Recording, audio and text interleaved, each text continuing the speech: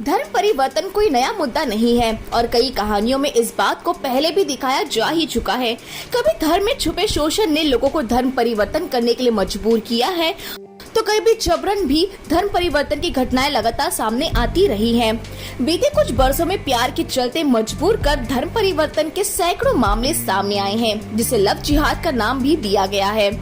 लेकिन फिर साल 2016 से 18 में केरल में ऐसे हैरान करने वाले कई मामले सामने आए हैं, जिनमें लड़कियों को किसी न किसी वजह से इस्लाम अपनाने के लिए मजबूर किया गया और उन्हें इस्लामिक स्टेट यानी कि ISIS के लिए तैयार किया गया। सुदीप्तो सेन की द केरल स्टोरी केरल में घटी ऐसी ही सच्ची घटना पर आधारित कहानी है। फिल्म में दिखाया गया है कि केरल के एक नर्सिंग कॉलेज की लड़कियों को इस्लाम अपनाने और ISIS संगठन में शामिल होने के लिए किस तरह से ब्रेन वॉश किया गया। द केरल स्टोरी 3 लड़कियों की कहानी है, जिनकी जिंदगी ISIS के लिए काम करने वाले कुछ भारतीय मुसलमानों के हाथों बर्बाद हो गई है। फिल्म में लव जिहाद का भी एंगल अच्छी तरीके से बुनाया गया है, जहां मुस्लिम लड़के 2 लड़कियों को इस्लाम अपनाने और अपने परिवारों को छोड़ने के लिए मजबूर करते हैं। शालिनी उन्नीकृष्णन, जो कि अदा शर्मा जिनका किरदार निभा रही हैं, उन्हें धर्म परिवर्तन कर फातिमा बा बना दिया जाता है और फिर उन्हें कई उतार चढ़ाव का सामना करना पड़ता है। कैसे इन लड़कियों को प्यार और पैसे देकर ब्रेन वॉश कर उनका विश्वास जीता गया। उन्हें कुछ तर्कों के साथ बताया गया कि इस्लाम दुनिया का सबसे बड़ा धर्म है और बाकी धर्मों के भगवान में कितनी खामियां रही हैं। फिल्म में कई जगहों पर भगवान और अल्लाह के बीच कौन शक्तिशाली है, इस पर भ्रामक और बचकाने तर्क दिए गए हैं। आसिफा जिनका किरदार सोनिया बलानी निभा रही हैं, जब वो दोजक और हेल फायर का लॉजिक देती है, तो अन्य किरदार शालिनी निम्हा गीतांजलि जैसी नादानी भरी प्रतिक्रिया देती है। उससे तो काफी हैरानी होती है। हिंदू धर्म के अलावा अन्य धर्मों में भी मरने के बाद का कॉन्सेप्ट स्वर्ग, नर्क और पुनर्जन्म है। डायरेक्टर सुदीप्तो ने यहाँ हिंदू लड़कियों को कमजोर और भोला, जबकि मुसलमान लड़कियों को चालाक और इस्लाम के प्रति वफादार दिखाया गया है। तो वही कई जगहों पर ऐसा लगता है कि इसे बैलेंस करने की कोशिश की गई है। फिल्म के एक हिस्से में सामवाद यानी कि कम्युनिज्म, जो धर्म को अनफिल्म बताते हैं, उस पर भी चोट की गई है। कार्ल मार्क्स के सिद्धांत से लेकर रामायण और भगवान शिव पर भी सवाल उठाए गए हैं।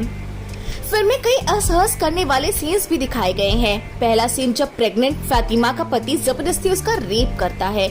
दूसरी फातिमा को जब एक ISI ठिकाने पर लेकर जाते हैं, जहां पहले से ही कई महिलाएं सेक्स स्लेव के रूप में मौजूद हैं। फातिमा को भी एक सेक्स स्लेव के रूप में दिखाया जाता है और उसके साथ कई लोग रेप करते हैं।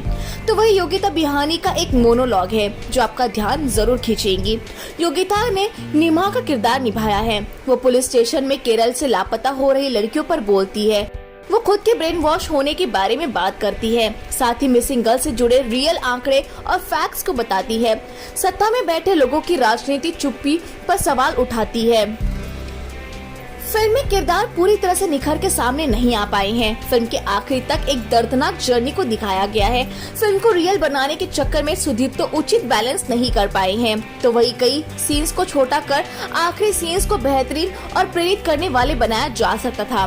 फिल्म के आखिरी में कुछ रियल विक्टिम्स की क्लिप भी दिखाई गई है, जो मन में थोड़ी हलचल पैदा जरूर करती है। बात करिए एक्टिंग के बारे में, तो फिल्म में अदा शर्मा की अब तक की सबसे बेस्ट एक्टिंग है। इसके अलावा अन्य कलाकारों ने भी बेहतरीन अदाकारी की है, लेकिन फिल्म का बैकग्राउंड स्कोर और म्यूजिक फिल्म की कहानी से मैच नहीं होता है। सुदीप्तो सेन एक इंडिपेंडेंट फिल्म मेकर है। उन्होंने इससे पहले भी इस मुद्दे पर in the name of love नाम की डॉक्यूमेंट्री फिल्म बनाई है।